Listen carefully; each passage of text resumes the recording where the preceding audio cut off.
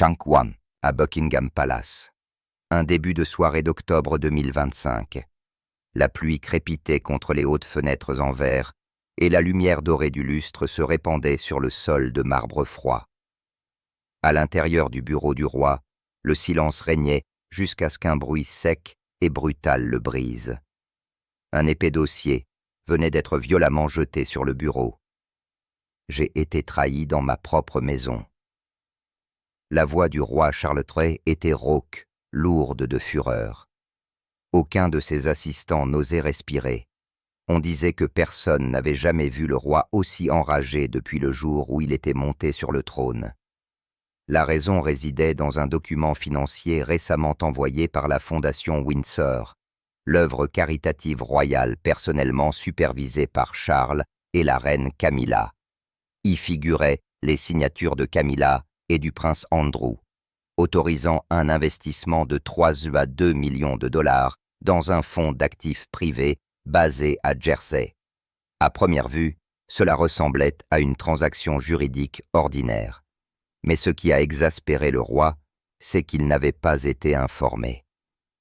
Pire encore, la note d'accompagnement révélait que cet investissement devait être considéré comme un arrangement interne entre la reine Camilla et le prince Andrew, destiné à restructurer l'influence financière de la famille Windsor. Selon un initié du palais, le roi a crié, a frappé sa main sur le bureau et a dit « Je vous ai fait confiance, et vous avez construit un empire dans l'ombre. » L'histoire a commencé à fuiter après qu'un comptable interne de la Fondation Windsor a envoyé un courriel anonyme au Guardian révélant une réunion privée entre Camilla et Andrew à Clarence House, quelques semaines avant le retour de Charles de Sandringham après son traitement médical. La paire aurait été vue quittant ensemble par une porte arrière, sans être accompagnée par du personnel de sécurité. Un détail a stupéfié les médias. Andrew, autrefois dépouillé de presque tous ses titres royaux après le scandale Jeffrey Epstein, réapparaissait soudainement dans les cercles royaux en tant que conseiller financier de Camilla dans un projet de plusieurs millions de livres. Pourquoi Camilla prendrait-elle un tel risque? Et pourquoi Andrew, l'homme longtemps considéré comme la honte royale, serait-il suffisamment digne de confiance pour cosigner un document financier lié à la Fondation Windsor? Une source proche du prince William a révélé: lorsque le roi l'a découvert, sa colère ne concernait pas seulement l'argent.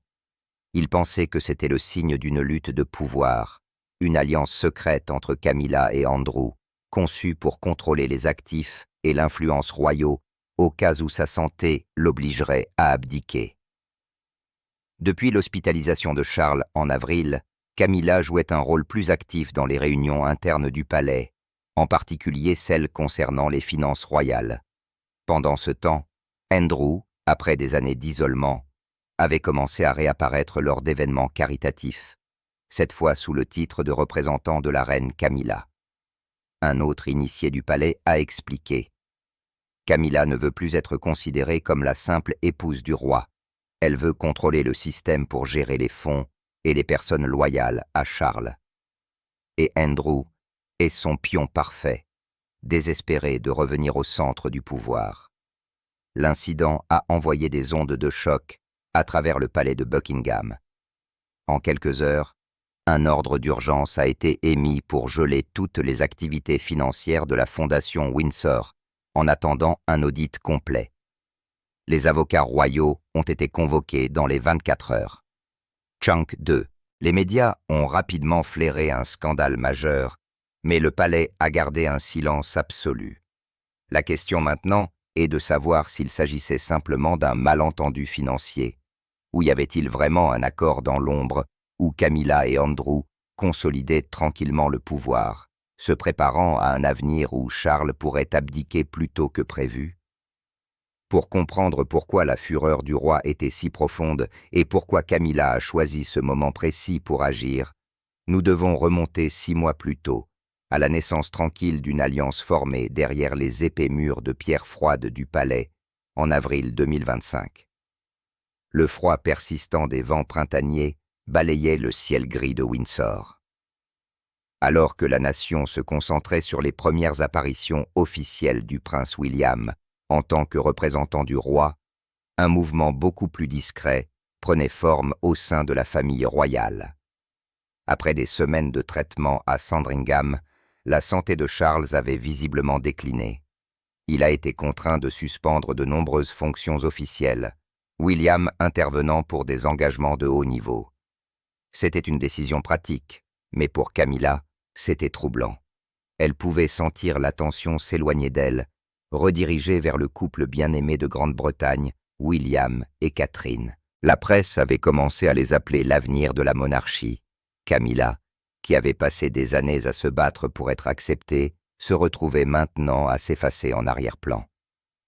Un après-midi, dans sa chambre privée à Clarence House, Camilla était assise à regarder son mari, frêle et silencieux dans son lit. Charles ne lisait pas, ne parlait pas de devoirs. Il semblait retiré du monde. Elle savait que s'il abdiquait maintenant, tout ce qu'elle avait construit s'effondrerait. Lorsque William deviendrait roi, Catherine serait couronnée reine, et le nom de Camilla serait réduit à une note de bas de page historique, la femme autrefois méprisée, qui a percé seulement pour être effacée par le temps. Dans cet état d'esprit, Camilla a commencé à envisager comment assurer son propre pouvoir, au moins en termes de finances et d'influence sociale. Elle pensa au prince Andrew, le frère cadet de Charles, qui vivait maintenant dans un isolement tranquille au Royal Lodge. Depuis le scandale impliquant Jeffrey Epstein, Andrew était devenu un nom interdit dans les murs du palais de Buckingham. Il avait été dépouillé de ses titres militaires, coupé du financement royal et interdit des fonctions royales officielles. Plusieurs journaux ont même rapporté qu'il se noyait sous les dettes, luttant pour se permettre l'entretien du domaine de 30 millions de dollars qu'il appelait toujours chez lui. Andrew, autrefois arrogant et puissant, n'était plus qu'une ombre au sein de sa propre famille, et c'est précisément cette chute qui l'a rendu accessible, un pion avec une valeur potentielle aux yeux de Camilla. Un matin de début avril, la voiture de Camilla quitta discrètement Buckingham pour Windsor. Le voyage ne figurait sur aucun calendrier officiel. Elle dit à son secrétaire qu'elle avait besoin d'une journée de repos à la campagne. Mais sa véritable destination était le Royal Lodge, la maison où le prince Andrew vivait parmi les échos fanés de sa vie autrefois dorée. Selon un initié, ce déjeuner a eu lieu dans une petite salle à manger. Pas de serviteurs, pas d'appareil d'enregistrement, juste deux personnes longtemps considérées comme les taches de la famille royale. Chunk 3, Camilla parla la première. Son ton était calme, mais son intention était claire. Andrew, vous et moi savons ce que ça fait d'être mis de côté. Ils oublient que nous faisions autrefois partie de cette famille, mais je crois que si nous unissons nos forces, les choses peuvent changer. Andrew resta silencieux, ses yeux scintillants de suspicion. Il avait entendu suffisamment de fausses promesses dans sa vie, mais Camilla insista. Elle fouilla dans son sac à main et posa un dossier sur la table. La première page portait le titre « Plan de renouvellement de la Fondation Windsor ». Il s'agissait d'une proposition détaillée visant à relancer la Fondation Windsor dormante, une œuvre caritative qu'elle parrainait nominalement, mais qui était inactive depuis près de 2 ans. À l'intérieur se trouvait un plan visant à créer un fonds subsidiaire soutenant les anciens membres de la famille royale dans des travaux caritatifs de réadaptation personnelle. Le projet visait à recueillir environ 3,2 millions de dollars par le biais d'entreprises ayant des liens royaux. Camilla proposa qu'Andrew cosigne certaines subventions en échange d'une occasion de reconstruire son image publique en tant qu'homme redonnant à la société. Mais sous ce geste généreux se cachait un calcul plus froid. Si Charles devait se retirer en raison d'une maladie, Camilla aurait besoin d'un allié suffisamment proche de la lignée pour protéger ses intérêts. Et Andrew remplissait parfaitement le rôle. Malgré sa disgrâce, il était toujours le fils de la reine Élisabeth II, un prince légitime du royaume. Sa présence aux côtés de Camilla aiderait à renforcer son image publique en tant que reine dévouée au service caritatif, plutôt que simplement l'épouse d'un roi déclinant. Après un long silence, Andrew laissa échapper un rire sec. « Je n'ai plus rien à perdre. Si vous voulez travailler ensemble, je suis partant. » Et ainsi, le premier accord fut silencieusement scellé lors d'un déjeuner ce jour-là. Une alliance non officielle. Pas de signature, pas de témoin, mais une alliance qui portait le mélange dangereux de désespoir et d'ambition. À partir de ce jour, les contacts entre Camilla et Andrew devinrent fréquents. Certains appels étaient passés tard dans la nuit. Après que Charles soit allé se coucher, les documents du bureau de Camilla commencèrent à inclure le nom d'Andrew sous le titre de conseiller de projet caritatif. Personne au sein de la maison royale ne le remit en question. Il supposait que la reine aidait simplement son beau-frère déshonoré, mais en réalité, un nouveau réseau financier prenait tranquillement forme. Camilla en tant que stratège, Andrew en tant que pont, la reliant aux anciens donateurs royaux. Dans l'agenda de travail de Camilla, la date du 12 mai était marquée d'un symbole discret. Réunion AWF. Chunk 4. Selon un ancien membre du personnel de Clarence House, c'est le jour où Camilla et Andrew ont rencontré un homme d'affaires du Moyen-Orient qui transférerait plus tard 3,2 millions de dollars sur les comptes de la fondation Windsor. Tout s'est déroulé en silence. Personne au palais ne savait rien jusqu'à ce que ces documents atterrissent sur le bureau du roi Charles des mois plus tard, déclenchant une fureur qui s'est propagée comme le feu dans la nuit. Ce qui a commencé comme un déjeuner innocent est rapidement devenu l'étincelle de la plus grande crise royale depuis la mort de la princesse Diana. Un accord autrefois destiné à offrir du réconfort s'était transformé en détonateur d'un tremblement de terre au palais. Tout a commencé par ce qui semblait être une idée inoffensive, la fondation Windsor, un projet que Camilla a présenté comme un symbole de compassion dédié à la restauration et à la préservation de l'héritage historique de la famille royale britannique.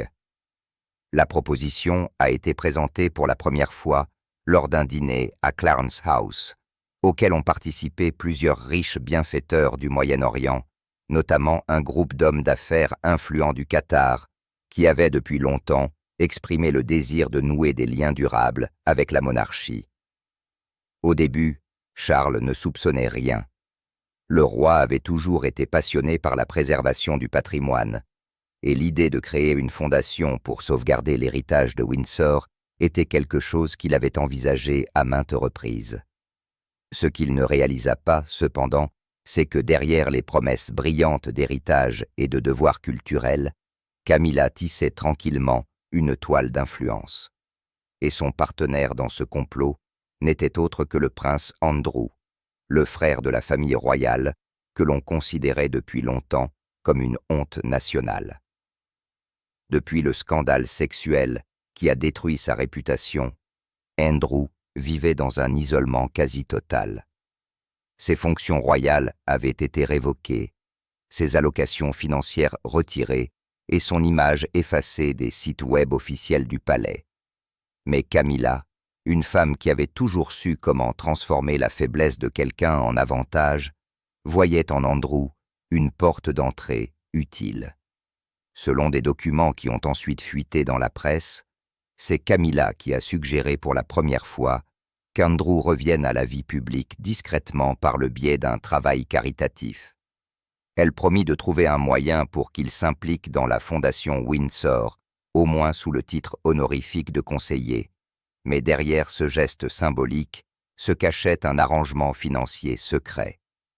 Andrew eut accès à 20% des fonds de la fondation, ce qui représente plus de 3 millions de dollars. L'argent a été acheminé par le biais de multiples couches de comptes déguisées en dépenses opérationnelles et de préservation.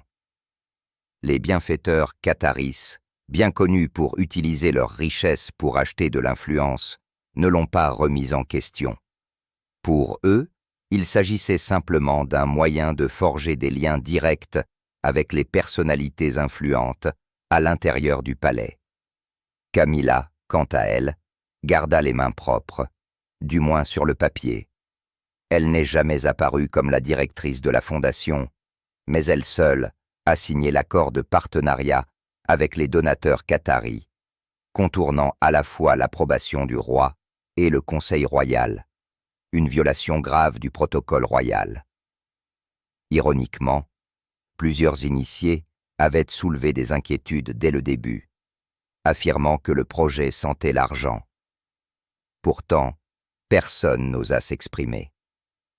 Camilla s'était assuré la coopération discrète des principaux assistants en leur promettant des promotions et des privilèges. Quant à Andrew, il voyait cela comme sa dernière chance de rédemption, une occasion de laver son nom terni. L'ensemble de l'opération a commencé à s'effondrer lorsqu'un agent financier de la fondation, un ancien employé de Clarence House, est tombé sur des paiements irréguliers effectués à une société privée liée à Andrew. Lorsqu'il a signalé le problème au bureau du Trésor royal, l'affaire a rapidement attiré l'attention de Charles. La réaction du roi a été décrite par des témoins comme étant différente de tout ce qui avait été vu depuis son couronnement. Un homme qui valorisait l'honneur de la monarchie par-dessus tout. Chunk 5. Charles se sentit profondément trahi, non seulement par son frère, mais par sa femme. Il convoqua une réunion d'urgence à Sandringham, où Camilla et Andrew furent forcés d'affronter sa fureur de plein fouet. Sa voix était froide, mesurée, mais tranchante. Qui a autorisé cela?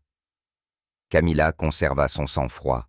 Elle affirma que sa seule intention était d'aider la famille et de créer une occasion pour Andrew de se réintégrer. Elle insista sur le fait qu'elle n'avait aucun désir de dépasser les bornes, disant que sa signature n'était qu'une simple formalité. Mais Charles resta impassible. Il jeta le contrat sur la table et dit froidement « Avec une seule signature, vous avez transformé cette couronne en un jeton de négociation. » Les personnes présentes décrivirent l'atmosphère comme suffocante. Andrew resta immobile, la tête baissée.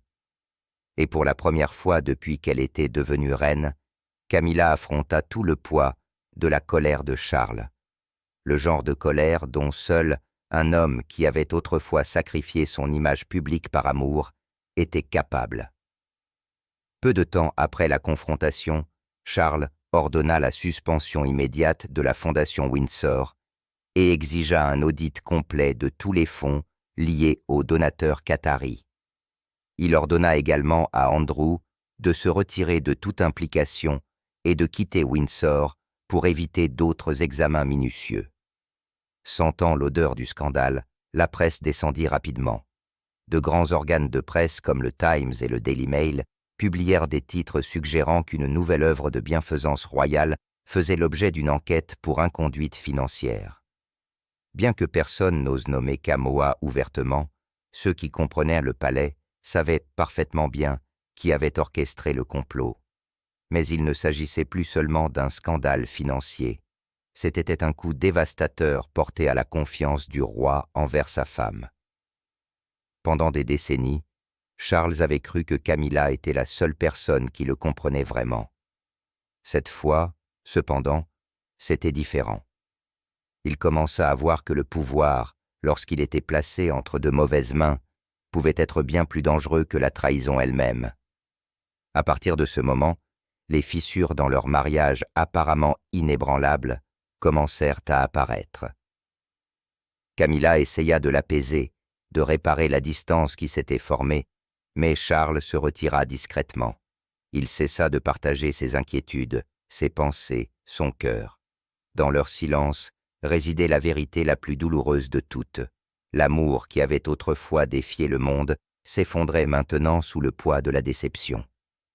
L'histoire du scandale de la Fondation Windsor fut rapidement étouffée par le palais.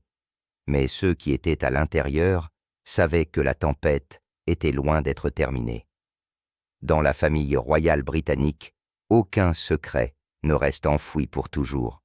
Et cette fois, la mèche avait déjà été allumée, menaçant non seulement la réputation de Camilla, mais aussi la confiance même que le roi avait passé toute sa vie à essayer de préserver. Ce qui enrageait le roi, ce n'était pas seulement l'argent, c'était le véritable objectif derrière la fondation Windsor. Chunk 6, ce que les enquêteurs ont découvert ensuite, a révélé un complot que peu auraient pu imaginer. Un plan politique méticuleusement élaboré à travers une série de réunions apparemment inoffensives entre Camilla et le prince Andrew. En juin 2025, le Daily Mirror publia un court article qui envoya des ondes de choc à travers la monarchie, citant une source proche du palais. Le rapport affirmait que Camilla avait secrètement discuté d'un scénario de succession avec le prince Andrew, un sujet strictement interdit à toute personne en dehors du cercle royal supérieur.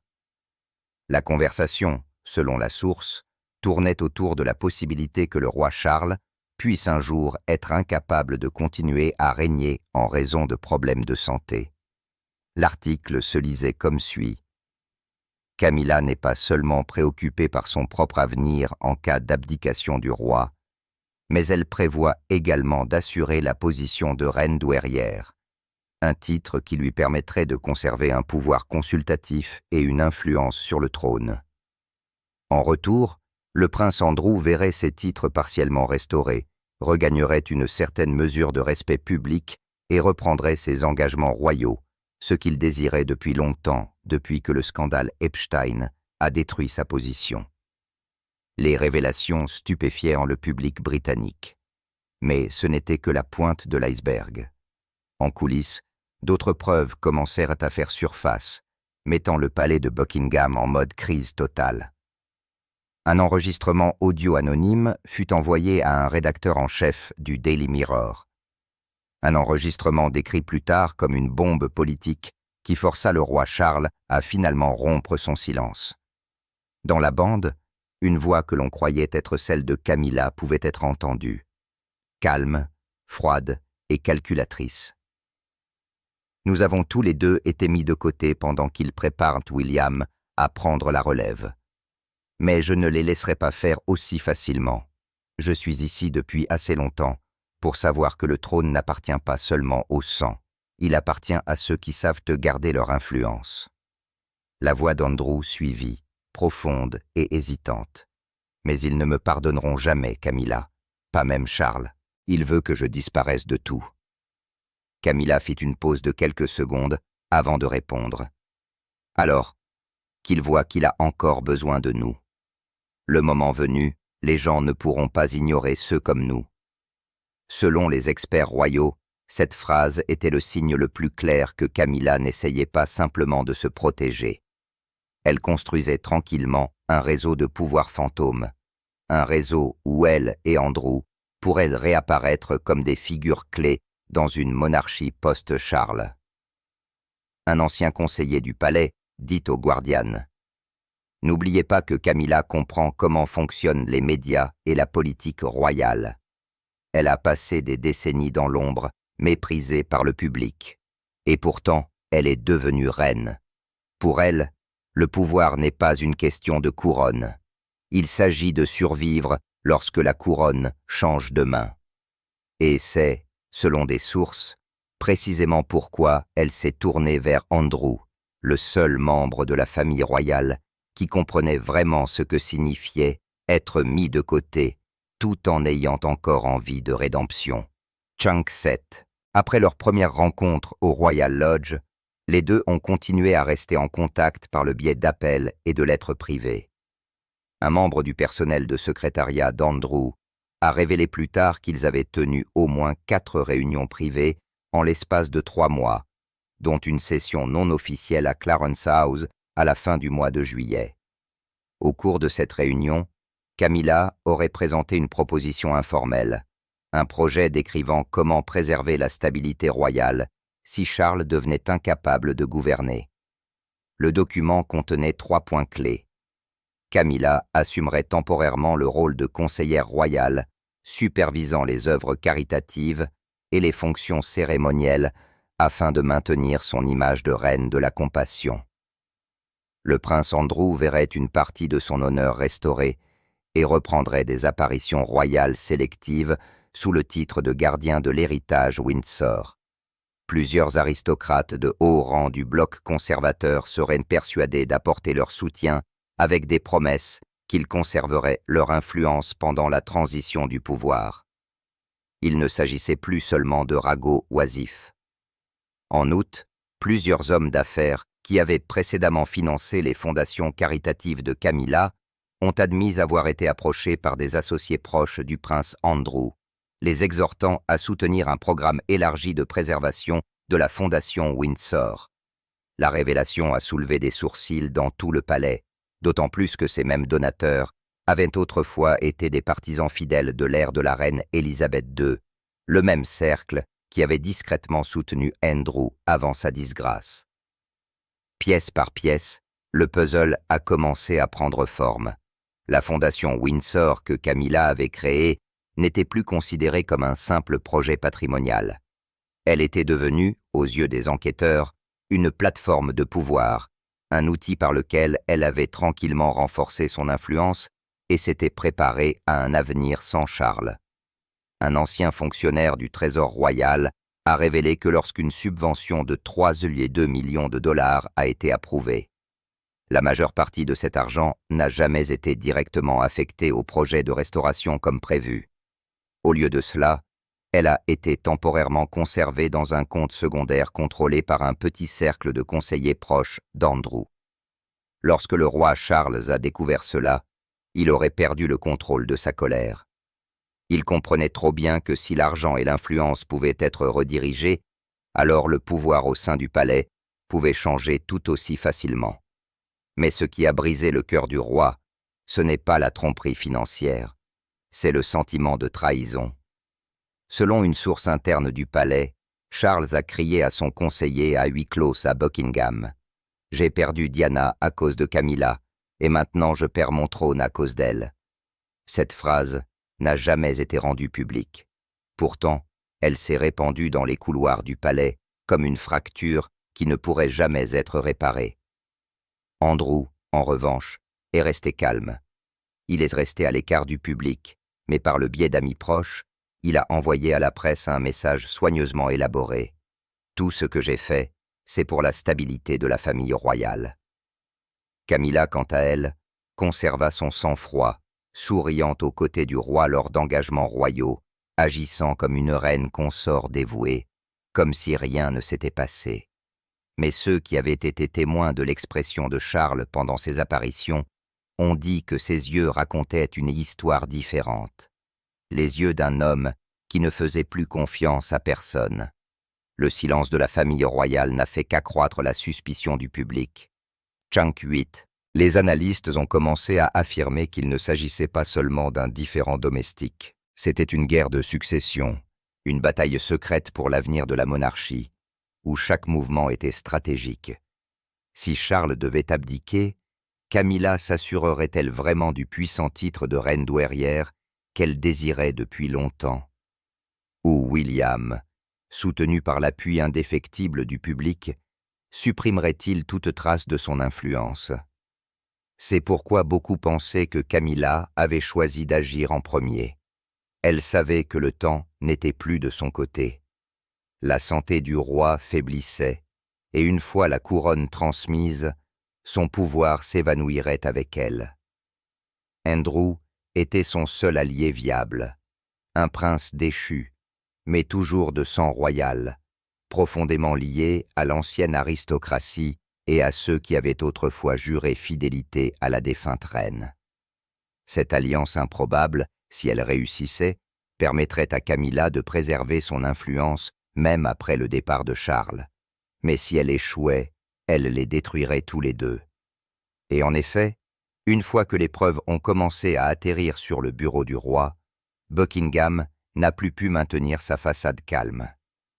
On dit qu'au cours d'une sombre soirée de début septembre, Charles a personnellement convoqué ses conseillers juridiques pour discuter de la possibilité de séparer toutes les opérations financières de la reine des comptes royaux.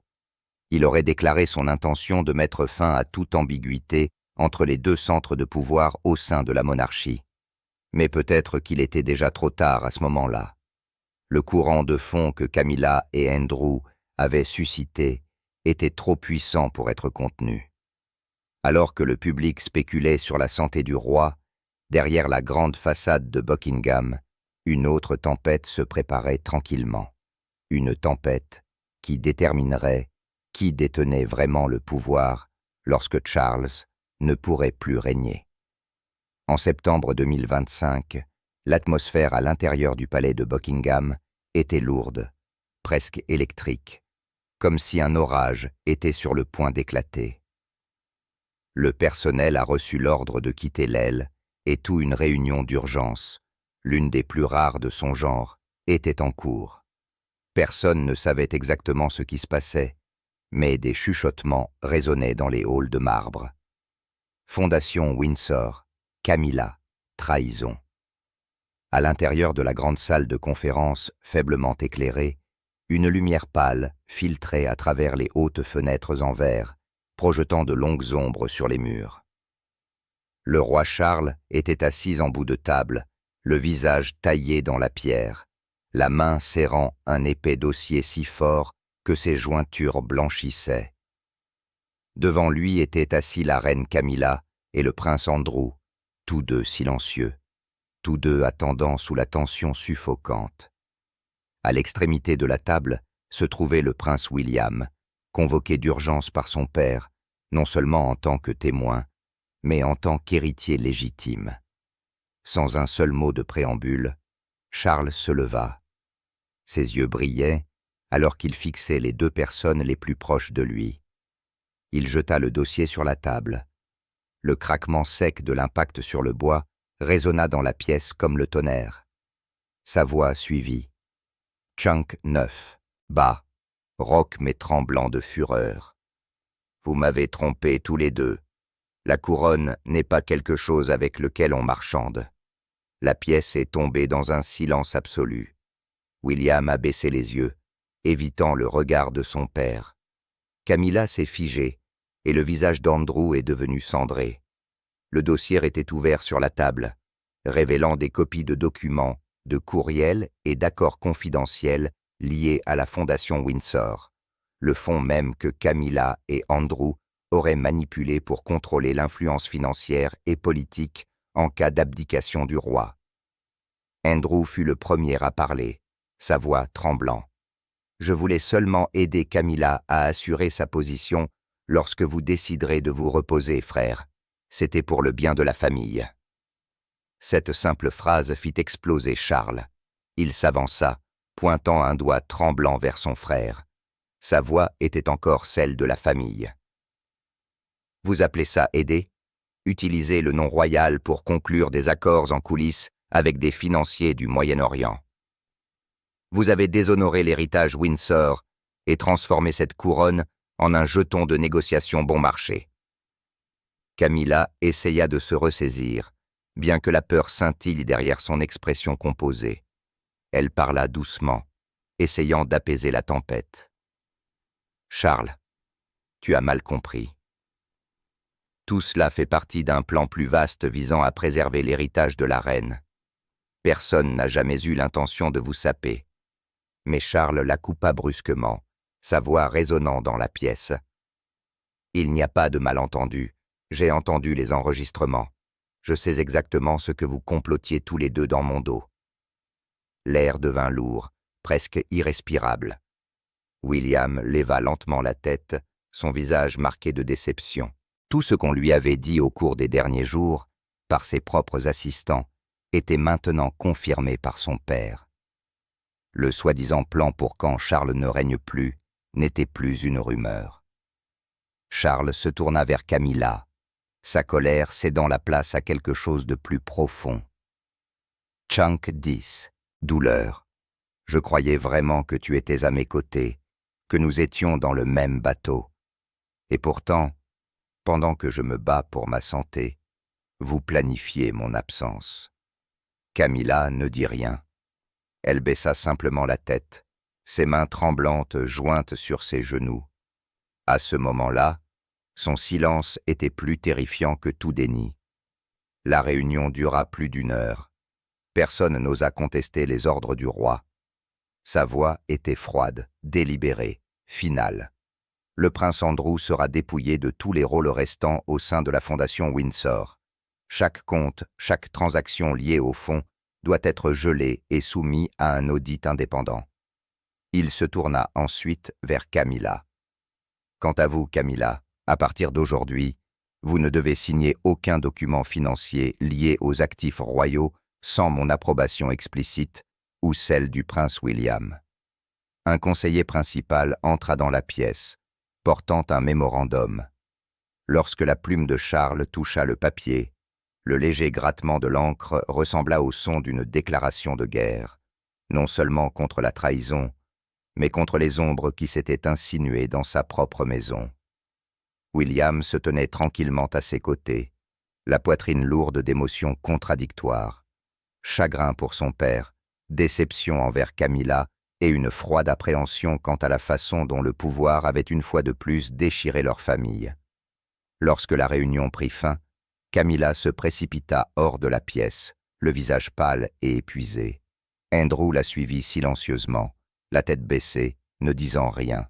Seuls Charles et William restèrent, debout dans le silence creux de la pièce qui semblait résonner d'un chagrin inexprimé. « Tu vois, William, » murmura Charles avec lassitude, sa voix se brisant. « Même dans la royauté, lorsque les cœurs changent, le trône ne devient plus qu'une chaise vide. » William ne répondit pas.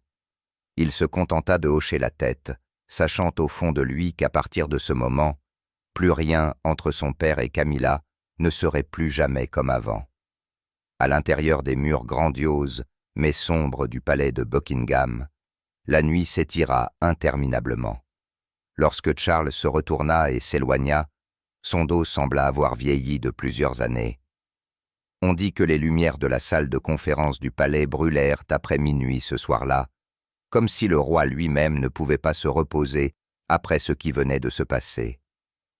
Une tempête était passée, mais son écho persisterait, car parfois, les blessures les plus profondes ne viennent pas des ennemis, mais des personnes mêmes en qui nous avions autrefois le plus confiance. La nouvelle de l'accord secret entre la reine Camilla et le prince Andrew n'a pu être contenue plus de 3 jours. Un membre du personnel du palais a divulgué les détails au Times, et au matin, tous les grands journaux ont publié des titres explosifs. Camilla et Andrew, l'alliance qui menace le trône britannique. Le palais de Buckingham en émoi à cause d'agissements louches. Chunk 11, toute la Grande-Bretagne a explosé. Les gens ont commencé à se demander si la famille royale était en train de se déchirer et si le roi Charles avait encore la force de préserver la stabilité de la monarchie. L'image de Camilla, déjà controversée depuis longtemps, est devenue le centre de l'indignation du public. Sur les médias sociaux, elle a été qualifiée de femme la plus ambitieuse de l'histoire royale moderne. À l'intérieur du palais de Buckingham, le chaos régnait. Toutes les déclarations royales ont été gelées. Chaque prochain engagement public impliquant la reine Camilla a été brutalement annulé. En apprenant la nouvelle, le prince William est immédiatement revenu de Norfolk pour rencontrer son père à Sandringham.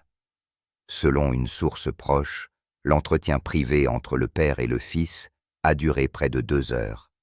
Un échange lourd et sans parole rempli de tension. On dit que William lui a dit tranquillement « Père, vous devez rester silencieux, au moins pour l'instant.